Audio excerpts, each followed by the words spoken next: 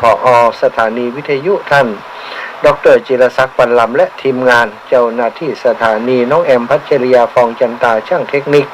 น้องนัทสถาพรสุตตาคำน้องดิวอนุพงษ์ตาจินะและดีเจปินันเนาะ ได้ร่วมกันอำนวยความสะดวกให้กับครูบาอาจารย์ที่เปิดจัดรายการได้รับความสะดวกสบายได้ติดต่อประสานงานควบคุมดูแลความเรียบร้อยของสถานีเป็นสถานีวิชาการเป็นสถานีข่าวสารอันเป็นประโยชน์และสารธรรมอันเป็นประโยชน์ติสถาญาติโยมพี่น้องต่างลำปางของเฮาติดตามกันนักกันหลายอยู่ณขณะนี้ในปัจจุบันนี้พบปะกันวันนี้สถาญาติโยมอีพ่ออีแม่ทั้งหลายเนาะก็พบกับอาตมาภาพวันอังคาร 19-20 นาฬิกาอาตมาภาพพระมหาสมชาติชาตปัญโยรับผิดชอบดำเนินรายการปะกันวันนี้เดือน6เหนือแฮม8ค่ำพร่ำว่าเป็นวันอังคารดียิ่งแล้วตรงกับวันที่14ใส่พ่องแพ้วเดือนมีนาศักราชพระพุทธาก็ได้2,500ก็ได้2,566เป็นวันพระนะสำหรับวันนี้หลายท่านก็ได้ไปทำบุญที่วัดที่วา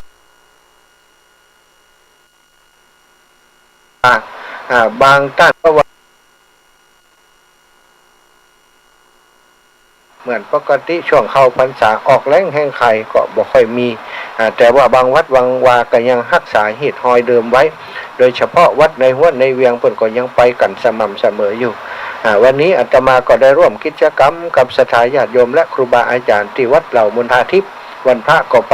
7-80 คนเหมือนกันสถาคนเฒ่าคนแก่ได้เข้าวัดเข้าวาไปอาตมาภาพก็ได้มีโอกาสไปแสดงน้ำแสดงธรรมให้กับสถาญาติโยมที่ไปวัดวันนี้ได้รับฟังเนาะได้ไปช่วยเป็นพัฒนาที่หันก็เหมือนกับเป็นญาติสนิทมิตรสหายเป็นครอบครัวเวลาไปทำกิจกรรมถ้าตรงกับวันพระก็จะได้ลงศาลาไปเตดไปร่วมกิจกรรมกับเปิ้นอยู่เป็นประจำวันนี้หลังจากเสร็จพิธีตั้งพุ่นแล้วก็ตั้งสถาญาติโยมเปิ้นก็จัดรถจัดลามาส่งอาตมาถึงวัดตรงปมตอนนี้ได้เดินทางกลับลำปางแล้วธรรมะพเนจร มาจัดรายการที่กุฏิน้อยริมน้ำที่วัดทุ่งโป่งอยู่ในขณะนี้สถาญาติโยมนะพเนจรไปเรื่อยๆเนาะมีการงานของครูบาอาจารย์ก็ยังที่ได้เรียนให้สถาญาติโยมได้รับทราบมีความจำเป็นจะต้องไปช่วยครูบาอาจารย์ในกิจการการงานต่างๆไปเตรียมไปเติมเพิ่มสีสันให้กับเปิ้นได้ไปทำหน้าที่จาประสานงานโน่นนั่นนี่เนาะไปช่วยเหลือครูบาอาจารย์เพราะเปิ้นได้ช่วยเฮาได้มีโอกาสจัดรายการตรงนี้ก็เพราะครูบาอาจารย์นั่นเองสถาแล้วพบปะกันวันนี้ก่อนที่จะนำสารธรรมมาแบ่งปันเจริญพรเนาะได้ร่วมทำวัดสวดมนต์ด้วยกันเสียก่อนเนาะถึงสถาที่ดูจากทาง Facebook ไลฟ์โดยแม่นุชชัยแก้วนะแม่ลาวันคุยคำนะคุยคำอีกกันเนาะยังรับปูนแม่ครูแล้วก็หลายท่านด้วยกันที่เข้ามาชมทาง Facebook ไลฟ์ก็ต้องขอบคุณท่านเนาะเอาละจะได้ปาสถาญาติโยมทำวัดสวดมนต์เย็นเสียก่อนแล้วก็จะได้นำสารธรรมมามาจามาแบ่งปันเท่าที่จะเวลาจะอำนวยนะกราบพระพร้อมกันเนอกราบ1พุทโธเมนาโถกราบ2ธัมโมเมนาโถกราบ3สังโฆเมนาโถอิมินาสการเรนะพุทธังอภิปูชยามิอิมินาสการเรนะธัมมังอภิปูชยามิอิมินาสการเรนะสังฆังอภิปูชยามิอะระหังสัมมาสัมพุทโธภควาพุทธังภควันตังอภิวาเทมิกราบสวากขาโตภควตาธัมโม ธัมมังนะมัสสามิกราบสุปฏิปันโนภะคะวะโตสาวกสังโฆสังฆังนะมามิกราบนะโมตัสสะภะคะวะโตอะระหะโตสัมมาสัมพุทธัสสะนะโมตัสสะภะคะวะโตอะระหะโตสัมมาสัมพุทธัสสะนะโมตัสสะภะคะวะโตอะระหะโตสัมมาสัมพุทธัสสะพุทธังสรณังคัจฉามิธัมมังสรณังคัจฉามิสังฆังสรณังคัจฉามิตุติยัมปิพุทธังสรณังคัจฉามิตุติยัมปิธัมมังสรณังคัจฉามิตุติยัมปิสรณังคัจฉามิตติยัมปิธัมมังสรณังคัจฉามิตติยัมปิสังฆังสรณังคัจฉามิอิติปิโสภะคะวะอะระหังสัมมาสัมพุทโธวิชชาจารณะสัมปันโนสุขโตโลกาวิทูอนุตตโรปุริสธรรมสารติสัทธาเทวมนุษย์สานังพุทโธภะคะวะติสวะคาโตภะคะวะตาธัมโมสันติติโกอากาลิโกเอหิปัสสิโกโอปานะยิโกปัจจตังเวทิตาโปวินโยหิติสุปฏิปันโนภะคะวะโตสาวกสังโฆอุชุปฏิปันโนภะคะวะโตสาวกสังโฆญาญะปฏิปันโนภะคะวะโตสาวกสังโฆสามิจิปฏิปันโนภะคะวะโตสาวกสังโฆอะยะทิทังจัตตาริปุริสายุคานิอัฏฐปุริสปุคลาเอสะภะคะวะโตสาวกสังโฆอะหุนายโยปะหุนายโยทักขินายโยอัญชาริการะนิโยอนุตตรังปุญญเขตังโลกัสสติกราบหนึ่งพุทธังวรันตังศิรสานะมามิกราบสองธัมมังวรันตังศิรสานะมามิกราบสามสังฆังวรันตังศิรสานะมามิเอาละศรัทธาญาติโยมเนาะได้ไหว้พระโดยกันแล้วหลายตันหลายคนถ้าอาจารย์จัดรายการอีแม่ก็บ่ได้ไหว้พระโดยสกรรมอีนะ บางวันรวดบ่ได้ไหว้ไปเลยก็แสดงว่า3วันที่เฮาได้จัดรายการอีแม่อีปอดทั้งหลายก็บ่ได้ไหว้พระโดยกันสกรรมเนาะก็ไหว้คนเดียวเนอะก่อนจะนอนนะโมตัสสะภะคะวะโตเหียกรรมนอบน้อมถึงพระรัตนตรัยหรือว่าอิติปิโสภะคะวาเนาะก็จะเป็นมังคละมงคลแก่ตนตัวของท่านเจ้าทั้งหลายเนาะพบปะกันวันนี้ศรัทธาอีพ่ออีแม่อยากจะนำเรื่องราวเกี่ยวกับ การเป็นการตายมามาจากันเนาะเพราะว่าได้ดูข่าวในสื่อโซเชียลนะได้ลงเรื่องราวเกี่ยวกับบุคคลที่เปิ่นสูญเสียบุคคลอันเป็นที่รักแล้วก็กลายเป็นไปว่าอันพอลูกเต้าเสียก็ดีบิดามารดาเสียก็ดีสามีภรรยาเสียชีวิตบุคคลอันเป็นที่รักเสียชีวิตกลายเป็นว่าจากคนที่มีชีวิตที่มีความสุขนะมีความยิ้มแย้มแจ่มใสมีชีวิตที่ปกติเพราะบุคคลอันเป็นที่รักได้ล่วงลับดับขันตายพรากจากไปก็ทำใจบ่ได้ชะตาได้เกิดความเศร้าหมองเกิดความโศกเศร้ากัดกลุ่มหัวใจลำไรลำพันกึดเติงหาคนที่เคยร่วมทุกข์ ร่วมสุขด้วยกันโอ้บางพ่องลูกเต้าเนาะเป็นลูกเป็นเต้ากำลังเฮียนกำลังนาฮักอยู่ในวัยนาฮักได้เสียชีวิตจากไปพ่อแม่ก็ทำใจมาได้ศรัทธาญาติโยมเป็นเศร้าเป็นมองเป็นบางพ่องเป็นบ่ทำการทำงานเป็นเสียผู้เสียคนไปเลยเป็นโรคซึมเศร้าบางพ่องสุมาเตะได้ฟังข่าวข้อถึงกับอัตวินิบาตฆาตกรรมตัวเก่าฆ่าตัวตายตัวคนบุคคลอันเป็นที่รักไปศรัทธาญาติโยมทั้งหลายโดยเฉพาะเขาเป็นชาวพุทธเนาะเรียนรู้เรื่องนี้เป็นประจำเขาไปงานศพงานศพที่ไหนก็จะได้หันความเป็นอนิจจังทุกขังอนัตตาไปบ่กลับรับบ่ตื่นฟื้นบ่มีได้หันอยู่เป็นประจำแล้วก็เวลาปลอบอกปลอบใจคนอื่นโอ้อูจัดดีอะเนาะคนเฮามันต้องตายเหมือนกันวันนั้นนี่เปิ่นไปวันนาก็เฮาไปแต่พอถึงตาตัวเก่ามาปุ๊บโอ้ไผอูอย่างใดก็ได้ฟังถึงบ่เข้าใจถึงบ่รู้เรื่อง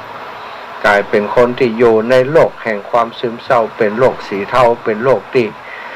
บ่มีความสุขในชีวิตสถานบางผ่องพายผอมไปเลยบางผ่องนี่เป็นเสียจิตเสียใจไปเลยอันนี้ก็คือมีเรื่องราวอยู่นักหนาเนาะแม้แต่ในอดีตการเดิมมานั้นในสมัยพุทธกาลก็มีเรื่องทำนองนี้ศรัทธาญาติโยมขนาดในสมัยพุทธกาลถือว่าเป็นในสมัยที่รุ่งเรืองไปโดยการปฏิบัติธรรมเนาะพระพุทธองค์ยังทรงพระชนอยู่แล้วทรงสั่งสอนพุทธบริษัททั้งหลายเพื่อเป็นผู้บ่ประมาทในชีวิตเนาะได้ให้เข้าใจว่าชีวิตของเขาเป็นอนิจจังทุกขังอนัตตาสั่งสอนกันอยู่ในขณะนั้นแต่คนที่ฟังคำพระพุทธองค์แล้วแต่บ่เข้าใจเนาะหรือว่าบ่นำไปปฏิบัติก็บ่ได้เข้าใจลึกซึ้งถึงเรื่องราวเหล่านี้ซึ่งมีอุบาสกคนนึกอยู่ในกรุงสาวัตถีหั่นนะเนาะกรุงสาวัตถีก็พระวิหารเชตวันนี่นะเปิ่นอยู่ในกรุงสาวัตถีเป็นเมืองที่พระพุทธองค์พระพุทธเจ้าเฮาได้ทรงประกาศศาสนาได้พักจำพรรษาอยู่หลายปี25 ปีศรัทธา45 ปีที่ประกาศศาสนาอยู่ที่ห้านถึง25 ปีแสดงว่าอยู่นักกว่าที่อื่นหมดฉะนั้นจะมีเรื่องเล่าเกิดขึ้นในกรุงสาวัตถีหลายเรื่องด้วยกันหลายเรื่องด้วยกันนะเอวเมสุตังเอกังสามายังเนี่ยส่วนมากจากกรุงสาวัตถีถึงนั้นเนาะอนาถปิณฑิกะเศรษฐีนะแล้วก็ในกรุงสาวัตถีแห่งนั้นมีเรื่องราวมากมายก็เรื่องนี้ก็เกิดขึ้นในเมืองสาวัตถีปรากฏว่ามีอุบาสกคนหนึ่งเป็นอุบาสกนี่ก็แสดงว่าเข้านับถือพระรัตนตรัยพระพุทธพระธรรมพระสงฆ์เป็นสรณะที่พึงถึงได้เรียกว่าอุบาสกอุบาสิกาอุบาสกเท่าคนนี้เนี่ยโอ้เคยไปวัดไปวาไปทำบุญอยู่เป็นประจำไปฟังน้ำฟังธรรมกับพระพุทธเจ้าพระสาวกอยู่เป็นประจำที่พระวิหารเชตวันอยู่ต่อมาเขามีบุตรคนหนึ่งอยู่ในวัยหนุ่มเอาเป็นคนที่มีลักษณะ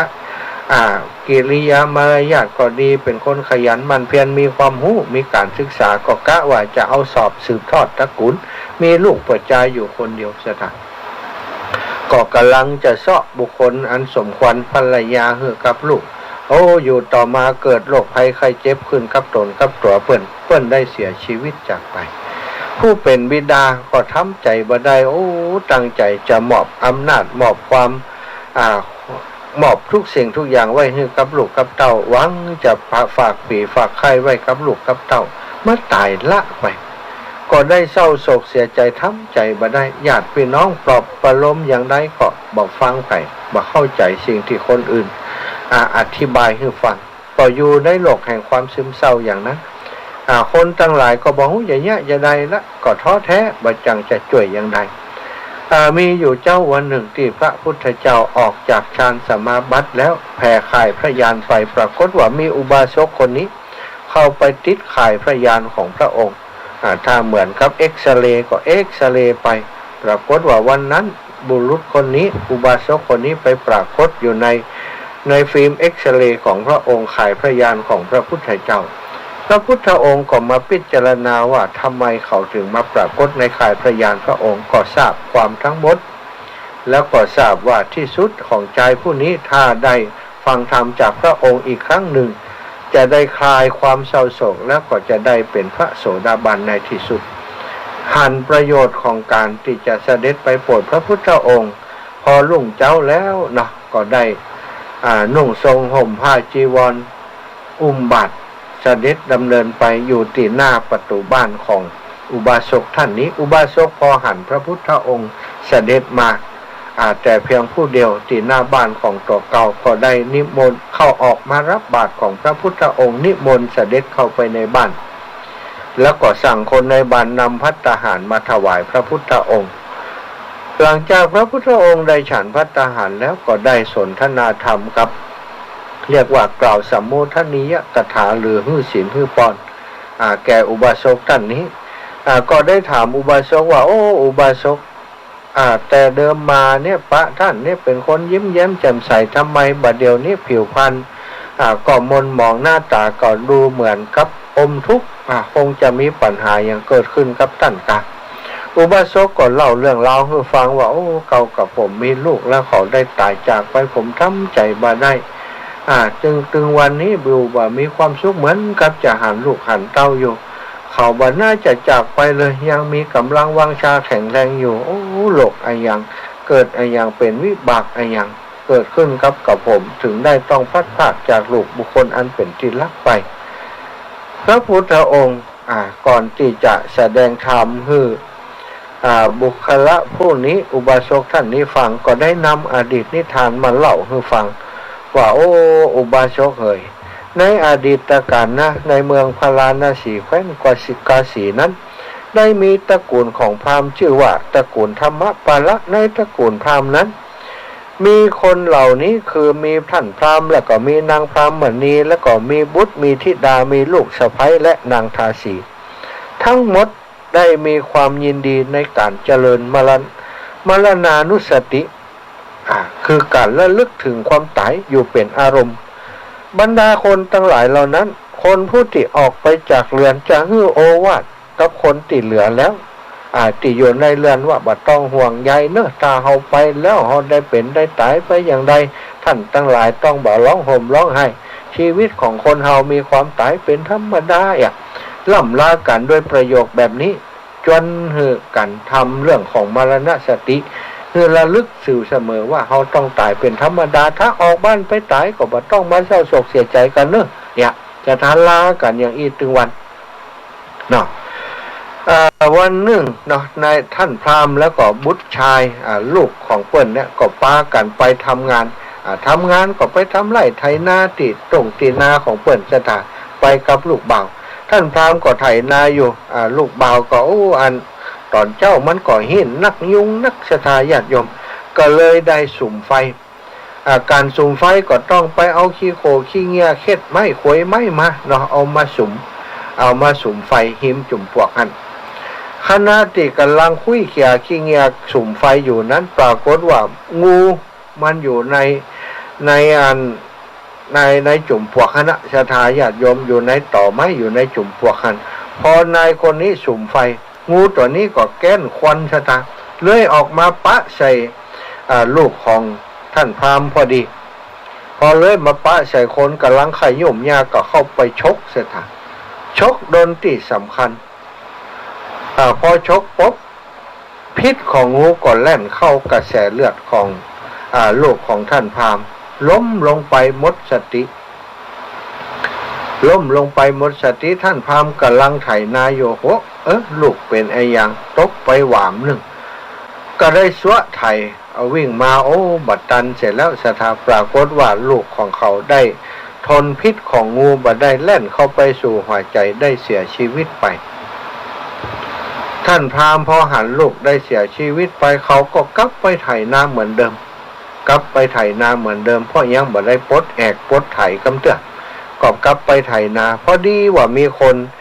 ชาวนาเพื่อนชาวนาที่มีนาอยู่ใกล้ๆกันเดินผ่านมาแถวนั้นเหมือนกับจะเดินทางกลับไปทางบ้านก็ใส่กันท่านจะไปไหนโอ้เขาจะไปบ้านชะกรรมพอดีลืมของดีว่ะ ท่านพราหมณ์ก็เลยบอกว่าโอ้ดีแล้วเนิ่นท่านกลับไปถึงบ้านช่วยไปบอกภรรยากับลูกเต้าของเฮากำ ว่าอาบน้ำอาบท่าปะแป้งแต่งตัว ทำแล้วก็เอาเข้ามาส่งเฮาแค่สำรับเดียวเนอะแล้วก็คือเขาใส่ชุดสีขาวกันมาในพราหมณ์ท่านนั้นก็บ่ได้ถามซักไซอย่างนักเนาะก็บ่ได้พอไปที่จุดที่บริเวณที่ลูกของท่านพราหมณ์คนนี้ตายแต่อย่างใดแต่ก็พอได้รับสั่งความอย่างนั้นก็ไปที่บ้าน ไปที่บ้านของท่านพราหมณ์นี้เอาเรื่องราวที่ท่านพราหมณ์สั่งไปอู่กับภรรยาของท่านพราหมณ์ภรรยานางพรหมณีได้ฟังก็เข้าใจได้ทันทีถึงสิ่งที่ท่านพราหมณ์สั่งคือสั่งให้อาบน้ำปะแปรงแต่งตัวเรียบร้อยใส่ชุดขาวแล้วก็เอาเข้าไปสำรับเดียวเข้าใจได้ทันทีว่าต้องมีอะไรอย่างเกิดขึ้นกับลูกเขาคงจะตายไปแล้วความที่ได้เจริญมรณสติอยู่ตลอดเลยบ่ได้มีความเศร้าโศกอะไรอย่างเกิดขึ้นเพียงแต่ฮู้ว่าลูกตายแล้วเท่านั้นฮู้โดยในแล้วก็บอกคนทั้งหลายที่เป็นบริวารคือทำเช่นเดียวกันคนทั้งหลายเหล่านั้นก็ประดับประดาแต่งตัวเรียบร้อยแต่งตัวอาบน้ำแต่งตัวเรียบร้อยก็พากันออกบ้านไปพร้อมกับสำรับกับเขา1สำรับเมื่อไปถึงแล้วท่านพราหมณ์ก็บอกว่าช่วยกันเอาหลัวเอาอย่างมากองท่านเนอะเขาจะกินข้าวก่อนนะท่านพราหมณ์ปลดแอกปลดไถเรียบร้อยเอางัวไปล่ามเรียบร้อยเนาะก็ปิ๊กมากินข้าวกินข้าวล้างไม้ล้างมือกินข้าวนั่งกินข้าวมุยอยู่หัน คนทั้งหลายลูกมีลูกสาวภรรยาลูกสาวแล้วก็ลูกไปแล้วก็นั่งท่าสีช่วยกันเอาฟืนมากองเรียบร้อยก็อุ้มร่างของผู้ตายเนาะก็คือลูกของท่านพราหมณ์นั้นขึ้นวางบนกองเพลิงก็พอดีครับท่านพราหมณ์กินข้าวอิ่มพอดีเสียจ้ะกินข้าวอิ่มเรียบร้อยแล้วกาได้ล้างไม้ล้างมือชำระร่างกายนุ่งห่มเสื้อผ้าเสียใหม่แล้วก็ทำการจุดเพลิงชาปนกิจศพช่วยกันฟื้นช่วยกันเอาไฟเข้าใส่สุ่มไฟเพื่อจะให้ไหม้ร่างของผู้ตายนั้นให้เรียบร้อยในขณะเดียวกันนั้นศรัทธาญาติโยมผู้ตายที่โดนงูฉกนั้นงูฉกปุ๊บตายปั๊บนั้นก็ดวงวิญญาณก็ลอยขึ้นไปบังเกิดอยู่ในสวรรค์จันดาวดึงไปเป็นเท้าสกะไปเป็นพระอินทร์อยู่บนสวรรค์เนื่องจากว่าตลอดชีวิตที่ผ่านมาและอดีตชาติที่ผ่านมานี้บุตรของพราหมณ์คนนี้ทำแต่คุณงามความดีสร้างแต่สิ่งอันเป็นประโยชน์แก่มวลมนุษย์ทั้งหลายได้สร้างศาลาได้สร้างท่าน้ำได้สร้างบ่อน้ำได้แปลงถนนคือคนทั้งหลายได้ไต่ได้เตี๋ยวได้ช่วยเป็นคนติกตัญญูฮู้คุณต่อพ่อแม่ช่วยพ่อแม่สนองงานพ่อแม่ดูแลสมณชีพราหมณ์มาตลอดชีวิตของเขาเมื่อตายไปแล้วเมื่อเดินงูฉกตายไปจึงได้เกิดไปเป็นเท้าสกะอยู่บนสวรรค์ก็ได้มาพอว่าบุญอย่างที่เขาได้มาเสวยอยู่วิมานบนสวรรค์ได้มาเป็นเท้าสกะนี้นะก็ได้ล่ำเล็งไปถึงเรื่องราวต่างหลังก็ได้ทราบความทั้งหมดแล้วก็ได้หู้ว่าคณะนี้นั้นหลังจากเขาตายไปแล้วนั้นบิดามารดาทั้งหลายกำลังช่วยกันเผาศพของเขาอยู่พระอินทร์ก็ได้เหาะลงมาจากสวรรค์วิมานจันดาวดึงแปลงแถลงร่างเป็นพราหมณ์คนหนึ่งเดินก่ายมาตรงนั้นที่เขากำลังเผาศพอยู่ก็เลยเข้าไปหาว่าท่านกำลังอย่างอยู่กะกำลังอย่างอยู่กำลังเผาชัดกะเผาเนื้อกะปิ้งจิ้นกะหอมดิวะเดินเข้ามาหันมาถามท่านพราหมณ์ก่อนเขากำลังหิวพอดีนะแบ่งจิ้นให้เขาชักกินได้ก็ท่านกำลังปิ้งจิ้นอยู่กะเป็นชัดเป็นเนื้อของแมงหยังเนาะท่านพราหมณ์ผู้เป็นบิดาก็บอกว่าบัดใจปิ้งจิ้นโลอันที่เขาเผาเขาปิ้งอยู่นี่เนี่ยเขาเผาอยู่นี่เนี่ยเป็นศพของลูกชายของเขาเป็นลูกเบาของเขาพระอินทร์ที่แถลงมาก็ถามว่าเขาเป็นลูกของท่านค้าอีกวะ พระองค์การพราหมณ์ก็บอกว่าบัจเจจิ้นบัจเจเนื้อเป็นลูกของเขาทีเดียวละเป็นลูกแม่นละเป็นลูกของเขาเป็นลูกเบายังอยู่ในวัยหนุ่มวัยกำเป็นที่พึ่งของครอบครัว เขาได้มรณะตายจากเขาไปเทวดาแถลงเท้าจักราก็เลยได้ถามว่าเมื่อเป็นบุตรของท่านเป็นบุตรหนุ่มเป็นบุตรตี มีกำลังบังชาหันปานนี้เขาได้ตายไป จะได้ท่านถึงบ่ได้มีความโศกเศร้าเสียใจเลยทำประหนึ่งว่าเผาเนื้อสัตว์อยู่ก็บ่ปานท่านพราหมณ์ได้ฟังดังนั้นก็จึงบอกเหตุที่เขานั้นบ่เศร้าโศกเป็นคาถาว่าโอ้บุตรของเฮานี้ละสรีละอันขำค่าของตนไปก็เหมือนงูที่ลอกคาบเมื่อสรีละใจสอยบ่ได้แล้วก็คือตายไปแล้วนี้ละไปแล้วทำการละไปแล้วอย่างนี้บุตรของเฮาเมื่อญาติเผาอยู่ย่อมบ่ฮู้สึกว่าจะฮ้อนจะเจ็บจะไม่แต่ประการใดเฮาทั้งหลายจะโศกเศร้าลำไรอะไรหาเพียงใดเขาก็บ่ฮู้เพราะฉะนั้นเฮาจึงบ่โศกเศร้าถึงเขามีคติอย่างใดเขาก็ไปสู่คติอย่างนั้นของเขาคติก็คือที่มาก็คือมีบุญกุศลสร้างสมไว้อย่างใดเมื่อเขาตายไปแล้วเขาก็ไปสู่คตินั้นของเขาอย่างอีเป็นต้นท่านพราหมณ์เปิ้นฮู้ว่าลูกของเปิ้นนี้เจริญมรณะสติเหมือนกันเป็นคนทำบุญทำกุศลมาก่อนมากมายเหมือนกันจึงบ่ได้ห่วงเรื่องนี้บอกว่าเขามีคติอย่างใดเขาก็จะไปสู่คติของเขานั้นเมื่อพระอินทร์ท่านแหลงเป็นพราหมณ์นั้นถามท่านพราหมณ์เรียบร้อยแล้วถามหัวหน้าครอบครัวผู้เป็นพ่อเรียบร้อยแล้วก็ได้หันมาถามถึงนางพรหมณีพูดดีว่านางพรหมณีนี่เป็นแม่แต่อยากจะสอบถามก็ได้ถามนางพรหมณีว่าโอ้ท่านนี้สงสัยจะเป็นคนแม่ของผู้ตายเนาะอันคนนี้เป็นลูกของท่านคะนางพรหมณีก็บอกว่าแม่นแล้วนายเขาคือลูกของดิฉันเขาคือลูกของดิฉัน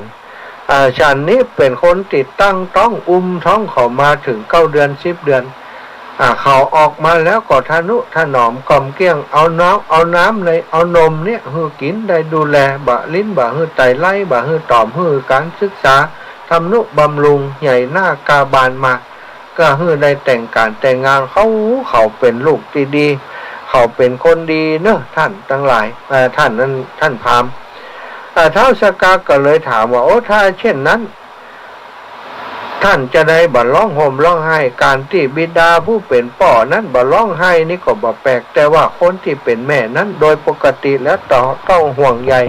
อะไรฮักลูกเต้าเพราะว่าได้เลี้ยงดูมาตั้งแต่น้อยประคบประงมมาแต่น้อยก็เหมือนเลือดในอกของตัวเก่าเนี่ยก็แปลกใจว่า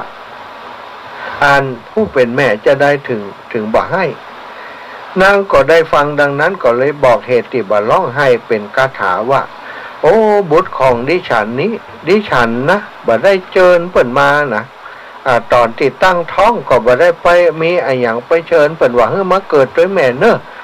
บ่ได้ไปขอให้เปิ่นมาเกิดแล้วบ่เดี๋ยวนี้เปิ่นตายไปเขาก็บ่ได้อนุญาตให้เปิ่นตายแต่เปิ่นก็ได้ตายไปเพราะเปิ่นได้สร้างสมบุญกุศลมาเพียงเท่านี้เขามาอย่างใดเขาก็จะไปอย่างนั้นทำไมดิฉันจะต้องร่ำไรร้องไห้ถึงการจากไปจากโลกนี้ของเขาเล่าเขาถูกพวกญาติเผาอยู่ในคันนี้เขาก็บ่ได้รู้สึกเจ็บปวดอะไรอย่างเขาบ่ได้ร้องไห้ร่ำไรแต่ประการใด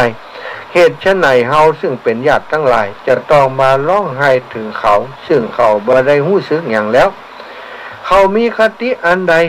เขาก็จะไปสู่คติอันนั้นนะคติก็คือมีบุญมีติมาอย่างใดเขาก็ไปสู่บุญของเขาอย่างนั้นอันนี้คือสิ่งที่นางพรหมณีได้กล่าวแก่ท้าวสกะที่แปลงร่างมาเป็นท่านพราหมณ์ก็เลยได้ไต่ถามไปแหมว่าโอ้สงสัยคนนี้เธอจะเป็นนั่นเธอนี่เป็นอะไรอย่างกับเขาไปหาน้องของไปหาภรรยาไปหาน้องหญิงของผู้ตายเนาะน้องหญิงก็บอกว่าโอ้เฮาเป็นน้องสาวของผู้ตายก็ถามว่าเธอทำไมเป็นน้องสาวพี่อ้ายของเธอนี้เป็นคนบดีกาเป็นคนที่บ่ฮักน้องสาวกาเป็นคนที่เธอรังเกียจเดียดฉันก็เธอถึงบ่ร้องไห้น้องสาวก็ว่าเช่นเดียวกันว่าถ้าดิฉันร้องไห้นะก็จะพ่ายพร้อมก็อยู่ในความเศร้าโศกเสียใจก็ทำให้คนทั้งหลายที่เป็นพ่อเป็นแม่เป็นญาติเป็นน้องเป็นเพื่อนฝูงบัดสบายใจกับดิฉันพี่ชายของดิฉันนี้ถูกเผาอยู่ย่อมบ่รู้สึกหยังเปิ้นบ่ได้ล่ำไรเจ็บปวดแต่ประการใด ว่าวิญญาณของเปิ้นบ่ได้อยู่ตรงนี้แล้วเปิ้นบ่ฮู้ถึงเฮาจะร้องไห้คำควานดินควะดินขวัดอยู่นี่เปิ้นก็บ่ใจฮู้ถึงฮู้มันก็จ่วยหยังบ่ใจได้ดิฉันจึงบ่ร้องไห้ดิฉันคิดว่าเขามีคติอย่างใดเขาทำบุญมาจะได้เขาก็จะไปอย่างอันเหมือนกันนะท้าวสักกะได้สดับคำของน้องสาวเช่นนั้นแล้วก็จึงกล่าวกับภริยาของเขาว่าเธอเป็นอะไรอย่างกับเขานางก็ตอบว่าโอ้เขาเป็นสามีของดิฉันจ้านายท้าวสักกะก็ถามว่านางผู้เจริญธรรมดาสตรีย่อมมีความห่วงใยสิเนหาในสามีโอ้แต่วันนี้ติหารเธอเนี่ยเหมือนกับบ่มีความอะไรใจคล้องอะไรอย่างกับเขาสักอย่างเธอบ่ได้ฮักเขาเลยกะธรรมดาสามีภรรยากันก็จะต้องห่วงใยแล้วก็เมื่อเธอเป็นหญิงไม้บ่มีสามีนั้นก็เหมือนกับคนที่ไร้ที่พึ่งเพราะฉะนั้นเหตุใดเธอจึงบ่ร้องไห้ นางผู้เป็นภรรยาของบุรุษผู้นั้นก็ได้กล่าวว่าโอ้ผู้ใดเศร้าโศกถึงคนที่ล่วงลับไปแล้วผู้นั้นก็เปรียบเหมือนทารกละอ่อนน้อยร้องไห้จะเอาดาวจะเอาเดือนในอากาศฉะนั้นสามีของดิฉันถูกพวกญาติเผ่าอยู่ย่อมบ่รู้สึกถึงความร่ำไรของพวกเขาผู้เป็นญาติสนิทมิตรสหายเขาเพราะฉะนั้นดิฉันจึงบ่ร้องไห้ถึงเขาคติอันใดของเขาไม่อยู่เขาก็จะไปสู่คติอันนั้นนายเหยโอ้ท้าวสักกะได้ฟังดังนั้นก็ได้ถามไปถึงนางทาสีที่มาด้วยกันช่วยกันเผาอยู่ที่หั่นว่าเธอเป็นอย่างกับเขาก็ดอกว่าโอ้เขาเป็นเจ้านายของดิฉันค่ะโอ้เป็นเจ้านายของดิฉันเจ้านายของดิฉันเป็นคนดีเป็นคนมีน้ำใจเป็นคนมีความอดทนบ่เคยด่าบ่เคยว่าบ่เคยบุบเคยตีดิฉันเลยโอ้แล้วเหตุอย่างใดเธอถึงบ่ร้องไห้เมื่อเขาจากไปเมื่อเขาตายไปแม้แต่ทาสีก็ได้บอกว่าข้าแต่นายผู้เป็นเล่าก่อของพระพรหมหม้อน้ำหม้อดินติดแตกไปแล้วจะพึงประสานให้ติดกันบ่ได้ฉันใดบุคคลที่เศร้าโศกถึงผู้ล่วงลับไปแล้วผู้นั้นก็เปรียบฉันนั้นเหมือนกันอาจจะเอาหม้อดินมาประสานติดแตกไปแล้วจะมาประสานกันนั้นมันเป็นไปบ่ได้ฉันใดก็ฉันนั้นเหมือนกันนายของดิฉันถูกพวกญาติเผาอยู่ก็บ่รู้สึกถึงความร่ำไรของพวกญาติเพราะฉะนั้นดิฉันจึงบ่ร้องไห้ถึงท่านคติอันใดที่ท่านทำไว้นะท่านก็จะไปสู่คติของท่านเช่นนั้นเหมือนกันท้าวสักกะที่แถลงตัวมานั้นพอได้ฟังว่าญาติของตัวถึงพ่อก็ดีแม่ก็ดีน้องก็ดีภริยาก็ดีแม้กระทั่งอันทาสีของตัวเก่าก็ดีตั้งอยู่ในมรณานุสติแล้วก็เป็นคนที่เข้าใจสัจธรรมของชีวิตเป็นอย่างดีก็เลยได้แจ้งให้บุคคลทั้งหลายว่าโอ้ท่านได้เผาไฟอยู่บนเชิงตะกอนนั้นตัวของเฮานี้ก็คือบุคคลผู้นั้นนั่นเองเฮาได้ละขาบจากมนุษย์แล้วก็ได้ไปเกิดเป็นเทวดาอยู่บนสวรรค์เป็นท้าวสักกะอยู่บนสวรรค์บัดเดี๋ยวนี้ได้แปลงร่างลงมาทดสอบใจของท่านทั้งหลายได้มาสอบถามก็ดีใจแล้วที่ได้ฟังพ่อฟังแม่ได้ฟังน้องสาวได้ฟังภริยาและทาสได้เจริญมรณสติจนเข้าอกเข้าใจต่อไปท่านทั้งหลายหลังจากตายไปแล้วก็คงจะได้ไปอยู่สวรรค์เหมือนกับเฮาเพราะท่านก็ทำคุณงามความดีกันมาก็ขอให้ตั้งมั่นอยู่ในคุณงามความดีเนอะในฐานะที่ท่านทั้งหลายป้อมเปงและป้อมเปงในเรื่องของมรณสติมาตลอดและอีกอย่างหนึ่งได้มีบุญคุณต่อเฮาตอนเฮาเป็นมนุษย์ได้เป็นพ่อที่ดีได้เป็นแม่ที่ดีได้เป็นน้องที่ดีได้เป็นภรรยาที่ดีได้เป็นทาสทาสีที่ดีเฮาจะขอเอาฤทธิ์เอาอำนาจของเฮาเนี่ยปันให้ท่านทั้งหลายตั้งแต่นี้ไปให้มีแต่ความสุขบ่ต้องทำการทำงานอย่างแหมแล้วเนอะกลับบ้านไปก็จะฮู้เองว่าหมายความว่าอย่างไรพระอินทร์ก็แวบหายตัวไปเลยสถานคนทั้งหลายหลังจากเผาศพของลูกชายเรียบร้อยแล้วเนาะก็ได้เข้าใจแล้วว่าโอ้ลูกเฮานี่ไปเสวยสุขอยู่บนวิมานบุญแต่โลเนี่ยเปิดมาทดสอบเฮาแล้วก็ปากันสถาท่านพราหมณ์ก็จูงวัวกลับบ้านเนาะ แล้วพรหมณีพร้อมกับลูกๆก็กลับไปบ้านพร้อมกันโอ้ไปถึงหน้าบ้านจากบ้านบักก่อนนี้ก็ถือว่าอยู่ดีสบายแล้วพอไปหารครั้งนี้บ้านหลังเก่านั้นกลายเป็นบ้านหลังใหม่หลังใหม่เหมือนปราสาทเหมือนราชวังวับเว็บวับแวมแวมแวววาวไปหมดสถานโดยอำนาจของพระอินทร์แล้วก็ท่านพราหมณ์ก็เข้าไปสู่บ้านของตนพร้อมกับทาสทาสีและผู้เป็นภรรยาลูกเต้าเข้าไปหันก็หันในบ้านนั้นมีคลังมีสมบัติมีทรัพย์สินเงินคำมีข้าวน้ำโภชนาอาหารเพียบพร้อมไปหมดโดยอำนาจฤทธิ์ของพระอินทร์นั่นเองสถานตั้งแต่หันมาตั้งท่านพราหมณ์ถึงพราหมณีและลูกเต้าเข้าปันอย่างต่างๆทาสทาสีบ่ต้องลำบากไปทำการทำงานอย่างเพราะทรัพย์สมบัติที่มีอยู่หันเพียงพอที่จะทำให้เปิดได้ใจตลอดชีวิตเขาทั้งหลายก็ช่วยกันสร้างสมบุญกุศลเจริญมนสติยิ่งขึ้นไปแล้วก็สร้างสมปุญญาปรมีฮือตานรักษาศีลอุโบสถศีลตลอดชีวิตของเขาทั้งหลายเหล่านั้นเมื่อบรรณาจำจากไปแล้วก็ได้ไปเกิดบนสวรรค์พร้อมกับวิมานจันดาวดึงกับลูกเบาของเพิ่นที่เป็นเท้าสกะอยู่พุ่นเหมือนกันพระพุทธองค์ได้เล่าให้กับท่านพราหมณ์นั้นฟังก็ทำให้ท่านอุบาสกคนนั้นอุบาสกผู้ที่เศร้าโศกนั้นก็หายบรรเทาเบาบางความเศร้าโศกแล้วก็เจริญมรณสติตามที่พระพุทธองค์ได้ทรงตรัสเล่าให้ฟังก็ได้มีดวงตาหันธรรมบรรลุเป็นพระโสดาบันเมื่อจบพระธรรมเทศนาในวันนั้นนั่นเองสถานอันนี้เนาะก็เป็นเรื่องของคนเฮามันมีเรื่องอย่างอีเกิดขึ้นในชีวิตเฮาตลอดเวลาสถานญาติโยมคนตั้งหลายอย่างที่อาตมาบอกไปบางคนที่บ่ได้สดับรับฟังในเรื่องราวเหล่านี้บ่ได้กือถึงเรื่องความตายนี้บ่ได้มีจิตเจริญภาวนาในเรื่องนี้บ่ได้ทำความเข้าใจเรื่องความเกิดความแก่ความเจ็บความตายเมื่อความตายมาถึงบุคคลอันเป็นที่รักนะได้พัดพากจากกันก็เศร้าโศกเสียใจทำใจบ่ได้แต่ถ้าเปิ่นได้ยินได้ฟังน้ำฟังธรรมได้ทำความเข้าใจเรื่องนี้บ่ประมาทในชีวิตได้กึดถึงตลอดเวลาวันหนึ่งเขาก็ต้องตายวันหนึ่งคน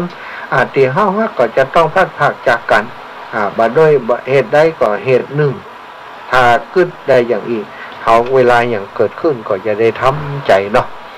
เอาแล้วสุดท้ายอีพ่ออีแม่พอเวลาก่อนนะ19:46 นาทีเนาะเอาละศรัทธาญาติโยมทั้งหลายอีพ่ออีแม่ทั้งหลายจะโทรมาสนทนาอุจาการจะให้กำลังใจโทรมารายงานสภาพอากาศบ้านใดมีลม บ้านใดมีฝนเนาะก็โทรมามาจ่ามาเล่ามาบอกกันก็ได้แล้วใครจะไปเอวด้วยกันวันพรุ่งนี้ก็ขอเจริญพรเนอะอาตมาจะไปตานพระป่าอย่างที่บอกไปเมื่อวันก่อนนะไปตานพระป่าที่วัดบ้านกิวหรือว่าวัดศรีดอนชัยเนาะของท่านอาจารย์เสน่ห์กาหลงนะศรัทธาญาติโยมที่จะไปด้วยกันก็แจ้งมาเนอะนัดหมายกันเจริญพรแม่ยายพรเชียงใหม่ไปบ้านเจ้าทำหาเพิ่นออกไปเชียงใหม่กะฮะรอดทีเนี่ยโอ้จัดอยู่ลำปางสุดไปเชียงใหม่ลูกครูบาอาจารย์ท่านอาจารย์เพิ่นเกาะสัญญาณไปโอ้ขอบคุณไปครอบครัวโอ้ไปครับก็ยายสบายดีเนาะยายพรสบายดีเนาะฝนตกก็บ้านยกคือหวานด้วยเดียวโอ้ดีแล้วหมอกควันก็หายไปจากนักเนาะตกหน่อยดีแล้วก็เจอหายายอยู่เหมือนกันเนอะเขาก็เจอหาเนี่ยว่าสุขสบายดีก็โอ้สุขสบายดีเนอะยายเนอะบุญรักษายายเหมือนกันวันนั่นน่ะโอ้เจ้าอยู่ดีมีสุขเนอะยายเนอะเจ้ามัสการเจ้าสาธุ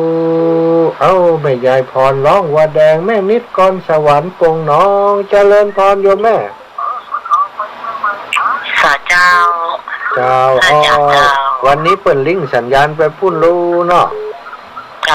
เจ้าสัตว์มื้อนั่นแหละไม่โทรหาโอ้เจ้าหน้ากะก็เตอหายแม่อยู่วันที่24จะไปเมืองฝังกันนี่แม่หลวงปู่ดอยก็ไป ไปเมืองฝางอีแหมวันเกิดของหลวงปู่พระครูสุจิตานุรักษ์เจ้าคณะอำเภอฝางอ่ะแม่ อ๋อ เจ้า ทำเลยไปโตยเนาะ เป็นยังอีแม่เข้าใจอยู่แม่สบายดีเนาะ เจ้าก็สบายดีเจ้าอาจารย์เนาะสบายดีก็ สบายดีแม่สบายดีเนอะช่วยงานครูบาอาจารย์อยู่เนาะ สาดีแล้วเนาะ สาธุเจ้าแม่ดีแล้วสุขภาพแข็งแรงดีทุกอย่างเนอะ อนุโมทนาบุญด้วยเนอะ สาธุบุญรักษาอีแม่เอาเจริญปอนโยมแม่เรือนแสนต่อ สวยค่ะท่านอาเจ้าไม่สังเกตเลย เอาขอบคุณเนอะโยมแม่เรือนแสนต่อ จะเห็นดีเนอะ เจ้า194กะ94กะ 94แม่ขจารย์บนโมเดิร์นเจ้า แค่94แม่ขจารย์โมเดิร์นเรดิโอเนาะขอบคุณเจ้าของสถานี94ด้วยเด้อ จะอนุโมทนาอายุวันโนสุขังพลังแม่ยายเจริญปอนแม่บัวเย็นจันทบสีหมวดเกล้าอีแม่เรียบร้อยแล้วเนาะรถลาเนาะ เรียบร้อย โอ้ ถ้า สุด จาก ยอด เจ้าแต่เจ้าไอ้แม่จะไปบ้านน้องสาวบ้านแฟนต่างๆไปเจอปลเลินเป็นคนเป็นล้ม โอ้อีแม่ ไอ้แม่ตกใจหมดลูกมันไปห้องรถหับไปโรงพยาบาล เดือนนี้อยู่โรงพยาบาลล่ะ กลับมาแล้วเนี่ยแกเป็นลมแกตาวแล้วก็หน้าแข็งอย่างแกนี่ ใช่ เสิร์ฟหมดอะแกลุกมาได้ โอ้ นะ ยวันผูกแล้ววันกิวแล้วเขาไปหาเพิ่นไหม ก็ไอ้แม่ว่าจะจวนบนไปเตยวันผูกกันเนาะพอดีไปถึงวันเปิดท่านกว่าคนอย่างแบบกลุ่มหยุ่มเลยไม่พอเห็นว่าแกเป็นลม วันนั้นก็ไปหาเฮาอีปอเพิ่นบ่ค่อยสบายอีแม่เดี๋ยวจะไปหาเด้อวันผูกบอกอีปอเด้อวันผูกครับผูกเขาไป ไปหาตรงไหนผูกเขาจะไปคนด้วยกันนะ ก็พูดกันแล้วงานนี่เขาก็ปิกเวียงก็ไปหาอีปอเลยกะ ลุงปุ่นมาเขาก็มาหาเนาะ ใช่แม่เจ้า เจ้า สัตว์ตัวนึงแม่เนอะบุญรักษาแม่ เจ้า โอ้ปอเลินบ้านฉีหมดเก่านี่เป็นเจ้าแรกเลยที่อาตมาไปอยู่ลำปางเปิ่นมาหาแม่เจริญปอนโยมแม่สีพัน เจ้าหายไปไหนน่ะ หายมาลำปางแล้วเนอะแม่เนอะหายตัวมาลำปาง จัดรายการอะไรอย่างแม่ก็พาฟังแม่ก็ว่าอย่างมาจัดรายการเนี่ย บางช่วงเปิ่นบ่ได้ลิงก์สัญญาณมาอีแม่เจ้า ได้ไปหาตีสาวตีอันตีอะไรอย่างนั้นที่ อ่า ไป งท ไม่ อง ค่ะ แม่อ่างทองไปมาแล้วแม่ อ๋อเป็นในห้องเปิดสบาย เปิ่นสบายดีขึ้นละไอ้แม่เข้มแข็งละประเด็นนี้แปลงบ้านแปลงอย่างให้เปิ่นพออยู่ได้ละเดี๋ยวก็จะลงไปพอแหมอยู่ถ้ามีสตังค์ก็จะไปช่วยแหมอยู่แม่ เจ้าตอนนี้แม่มีการมีงานไหนไม่ไปไหนมาได้เลย โอ้เป็นได้แม่ น้องหลานนำโชคก็สบาย โอ้ดูแลกันไปเนาะว่าแกจะเป็นอัมพาตก็ไม่ใช่แกถ้าไม่อุ้มแกลุกแกก็เดินได้อยู่แต่ถ้าแกนอนคนเดียวแกนอนแล้วก็แกนอนแก่ฉี่ของแกแล้วแกลุกไปได้แกจะให้ทุกคืนเลยคนนี้แม่แกนอนดีเลยอ่ะโอ้เป็นกรรมของเปิ้นนี่แม่เป็นยังดูแลเปิ้นเด้อแม่เนอะแม่ก็ต้องดูแลใจตัวเก่าตัวนะบ่ต้อง แม่ก็ดูแลเปิ้นอาบน้ำเย็ดตัวให้เปิ้นทุกครั้งอ่ะที่ถ้าเปิ้นท้องเนี่ยแม่ก็ตื่นขึ้นมาแม่ก็เอาเปิ้นเจ็ดตัวเอาอย่างเจ้าเปิ้นป้อนข้าวกับผมกินน่ะต้องกินโจ๊กไม่ต้องเอาโจ๊กใส่อันนั้นหมอฉีดเปิ้นกินเอาอ่ะเจ้าสาธุเดี๋ยวอูกันเนาะแม่เด้ออันนี้เวลาจะสาธุเจ้าเจ้าโอ้แม่สีพันธุ์ตัดแก้วเนาะเจริญปอนไม่ล่าพอนี่แม่ดีขึ้นแล้วเนาะแขนหายแล้วเนาะแม่เจ้าดีขึ้นแล้วเจ้าสาธุเจ้าแม่สมหาเจ้าใส่ เจ้าแม่ถ้าบุญมันได้ผ่าตัดเนาะถ้าผ่าตัดแต่หายอยากอยู่เจ้าแม่เจ้าแม่เขาเนี่ยขาดน้อยอดเลยออกถ้าเจ้าค่ะเจ้าขอบคุณอีแม่เนอะแม่เสร็จแล้วจะเน็ตก็จะไหนตัวเนาะมันเป็นยังไงแม่ดูแลตัวเองก่อนดูแลอีปอดตัวเด้อเจ้าบุญรักษาเจ้าบุญรักษาเจ้าเจริญปอนโยมแม่สายทองบ้านห้องละพูนเอาอย่างมาฝากฟังอยู่เลยเจ้าฝากสักน้อยมันปากกันมึนฝากสักน้อยจ้าขออนุญาตเจ้า อันเรื่องความโง่เพิ่ง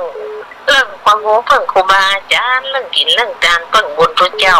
เรื่องเก่าเรื่องหลังห่วงเพิ่งคนเท่าที่สมคนเหงาใครโหล้อมโหไรส่วนบางเพิ่งรักกระโตก็หันจะมั่นสมควรประกาศนอกหีวัคซีนนอกส่วนมันเสริมปกคนกับหลักปัดต้อย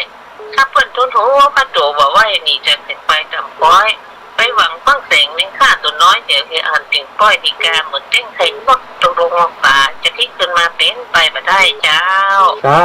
ธุขอบคุณนี่แม่เด้อย กแม่ก็ว่าให้สบายว่าให้แข็งแรงนะจ๊ะ โอ้เป็นยายมา กินยาไปกินสมกระดูกเข้าเส้นได้เป็นปีไม่ได้นะท่าน โอ้ มหาเจ้าย กระดูกมันจะไปอยู่ดีๆของมันไปทับอย่างเส้ คน นนั้นก็ว่าไปภาพอย่างนี้แต่ก็ว่าไม่ได้กินสมเจ้า โอ้ยอิ ม น อง ดู ปั ตาน ปลายก็เจ้า แล้วจะได้ป้ากันได้นี่ตึ้มป้ากันเนี่ย อย่าแควนนะโมทนาสาได้ขี่รถเครื่องได้ก็ว่ายังแควนละจะไปวัดไปวาได้นี่จ้ะ เจ้าสาธุขอบคุณอยู่เลยนะเจ้าขอบคุณเจ้า ฟังทุกตุ่มทุกองค์อยู่เจ้า สาธุสาธุแม่สายทองบ้านห้องละพุนแม่อ้วนสันกำแพง เจ้าวิชาเจ้า โอ้ยมแม่สบายดีเนาะ เจ้าสบายดีได้ไว้ผ้ากับข้างอยู่เจ้า โอ้ก็ได้ไหวพระถือกันเนาะมันเหมือนได้ไหวด้วยกันเต้เนาะ เจ้าวันนี้วันศิลเนาะ ดีละวันนี้อยู่เรามณฑาประเดี๋ยวนี้อยู่เมืองปานพี่ละแต่เจ้าอยู่เรามณฑา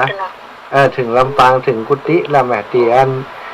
วัดทุ่งโป่งพี่นะวันผูกจะไปตานพระป่าที่วัดบันกิววัดศรีดอนชัยแจ่ห่มแม่เจ้าขอบคุณอีแม่เด้อโทรมาเป็นกำลังใจกัน เจ้ากำลังใจในฟัง104ชัดเจนดีนะเจ้า สาธุขอบคุณสถานี104ท่านพระครูสมุวิสุวัฒน์วรกิจโจเจริญปอนพี่น้องแม่ก้อท่าสวย อยากให้สาเจ้า อันนี้ไผ อันนี้แม่เกี้ยวเจ้ามันแม่ปลันเนี่ย แม่เกี้ยวบ้านอย่างก็แม่มันแม่ตัด ปลันเจ้า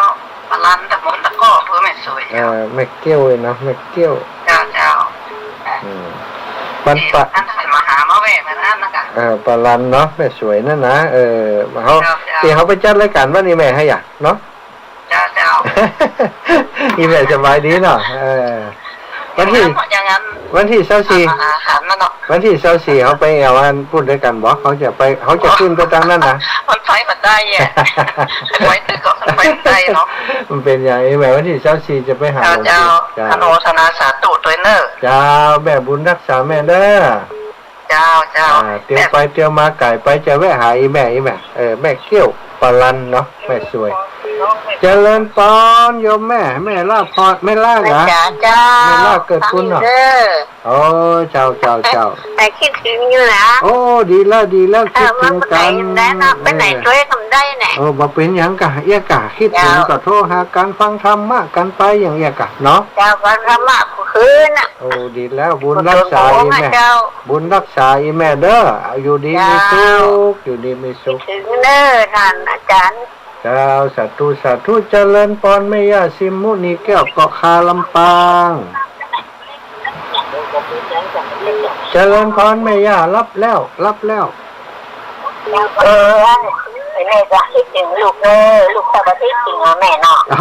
คิดถึงหมดศรัทธาญาติโยมที่เปิดฟังรายการนี้เวลาจัดรายการก่อนนึกหน้าคนนั่นนึกถึงคนนี้อะกันเหมือนกับได้อู้กับเปิ่นเองน่ะแม่มันเวลานึกว่านั่งอู้คนเดียวไม่ฝ่ายฟังมันง่อมลูกนึกถึงหน้าคนแบบกันนึกถึงทุกวันกูข้างกูกลางไง โอ้ดีแล้ว หายเนี่ยก็โทรไปหาลุง ขอบคุณอีแม่วันผูกจะเอาบุญมาฝากอีแม่แฮมละ นี่ก็โทรไปหาใครอยู่ที่ไหนก็ว่าอันจัดงานตรงนี้ไอ้เนี่ยก็ แล้วใจละแล้วใจละเนาะได้หนูมันสี่ต้นตัวใดนึกเจ้าสาธุนะแม่เด้อบุญรักษาอีแม่เด้อวันผูกเอาบุญมาฝาก ที่ร้านไปปันอันเนี่ยก็ตายนี่ก็หอมลูกไปแล้วเนาะ เจ้าแม่หอมมาแล้วสาธุนะแม่เนาะบุญรักษาอีแม่เด้ออยู่ดีมีสุขไม่ยาชิมมุนีแก้วแม่สุแก้วคำอ้วนโอ้เหมือนแล้วนี่ปะกันนี่ ก็หันไปหันนอนนี่นะแม่ว่าหันอยู่ตรงไหนอ่ะ แบบหูอยู่ตรงไหน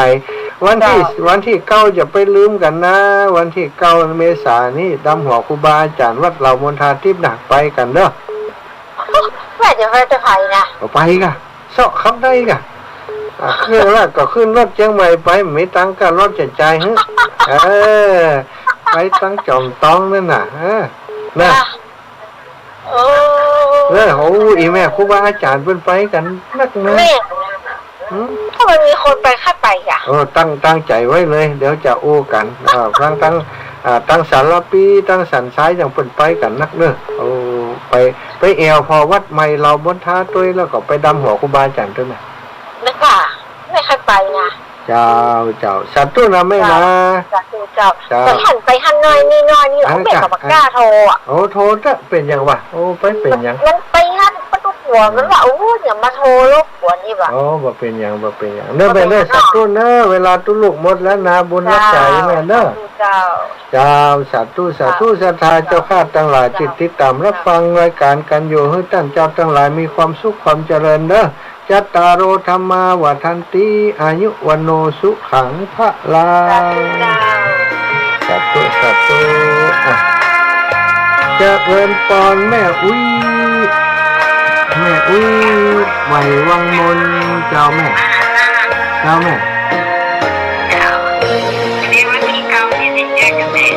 เจอกันแน่โอ้โหยังนี่กะดีวันที่เขาเจอกันแน่จับมือกลางอากาศเลย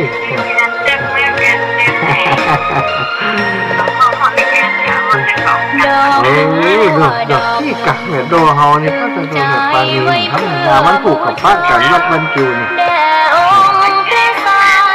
สาธุแม่บุญรักษาแม่ขอรับสายแม่กินเจ้ากับแม่เจริญพรแม่กิ่งแก้วมันมีนี่ว่ายังไงวันผูกเลี้ยงหลานอย่างเดียววันฮือจะไปวินทบาทวันผูกนี่อันที่แหละว่าจะเข้าอยู่เมืองปานก่อนเลยได้ทราบว่าคนเจริญสบายเดินผูกจะไปหาเพิ่นยึดถือความดีเป็นหลักเขาอินดูขนาดนี้ยังว่าจมหลักมออินดูเปิดจะไปเอาหาเพิ่นผูกเลือบโลคนน้ำก็เห็นความงามในตัวติดในต้มชูได้ละดาวสัตว์ตุ้นนั่นแหละเนอะบุญรักษาบุญนี้มันตายแล้วได้ไปไหนซ้ำสองโอ้แม่มันมีภาระอยู่วันหน้ามันต้องมีโอกาสหน้า